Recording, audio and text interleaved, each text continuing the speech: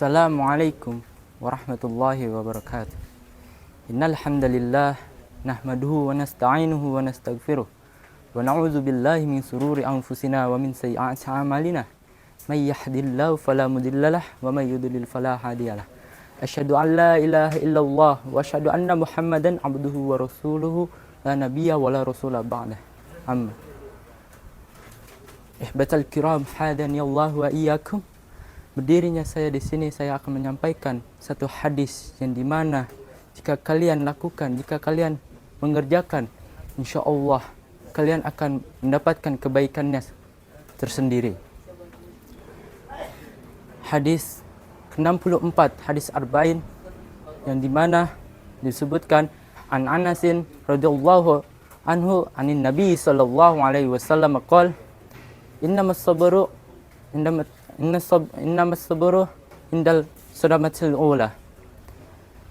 Dari hadis ini disebutkan dari Anas radhiyallahu an bahwa Rasulullah sallallahu alaihi wasallam bersabda, jika kalian terkena musibah, maka yang kalian ucapkan pertama adalah bersabar. Yang dimana dari selain disebutkan an Abi Hurairah radhiyallahu an ar-rajulu ila Nabi sallallahu alaihi wasallam ansit qala la takdab faradada miraran qala la takdab.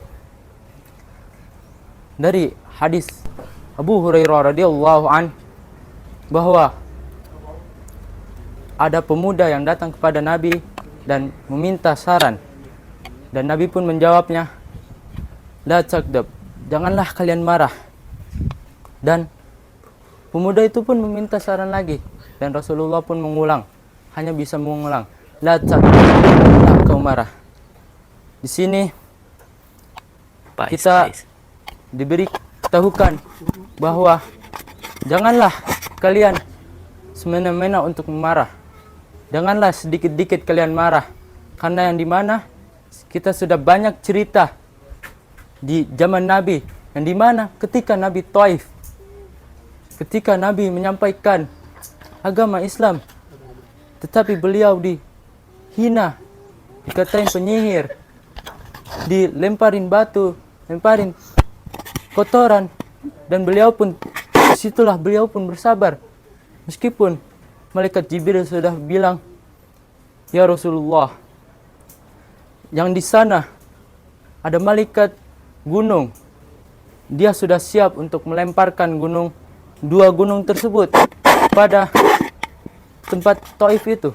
Lalu Rasulullah pun menjawab, jangan, karena tempat Taif itu adalah tempat yang dimana akhir ini banyaknya orang-orang Muslim, dan yang dimana kita juga sudah diajarkan ketika kita tidak bisa menahan amarah, maka kita akan rugi sendiri.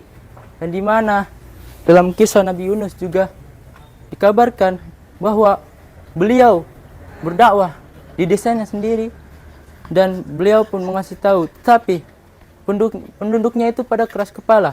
Lalu beliau pun tidak sabar, dan beliau pun pergi ke tepi pantai. Lalu beliau pun naiki perahu, dan di situ Allah pun menguji. Perahu itu pun hampir tenggelam. Lalu mereka membuang-buang barang yang ada di perahu tersebut. Lalu perahu itu pun masih saja goyang. Lalu mereka mengundi nama siapa yang akan dibuang ke laut. Dan yang pas diundi 3 kali, nama Nabi Yunus pun yang keluar terus-terusan. Lalu beliau pun bilang, tidak apa-apa, biar saya saja yang turun dari perahu tersebut. Lalu beliau pun turun, dan Allah pun masih sayang, karena yang dimana Allah mempunyai nama sifat-sifat yang baik. Allah pun menolong nabinya, dan Allah pun meminta ikan yang gede yang ada di lautan itu memakan Nabi Yunus tersebut. Dan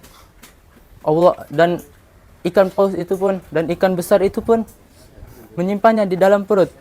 Disitulah Nabi Yunus diuji kesabarannya dalam 3 hal kegelapan, yang dimana yang pertama dalam kegelapan, gelap gulita pada malam hari. Yang kedua, yang dimana diuji oleh Allah dari kegelapan perut ikan paus, dan yang ketiga dari kedalaman lautan. Di sini ambil pelajaran yang bisa kita ambil, yaitu janganlah kalian sedikit-sedikit marah, karena jika kalian sedikit marah,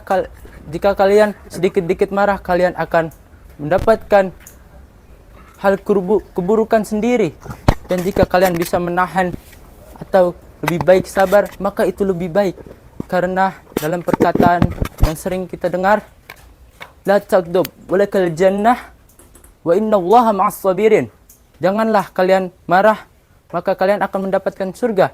Dan yang dimana sesungguhnya Allah itu barang bersama orang-orang yang sabar. Innallaha ma'as sabirin.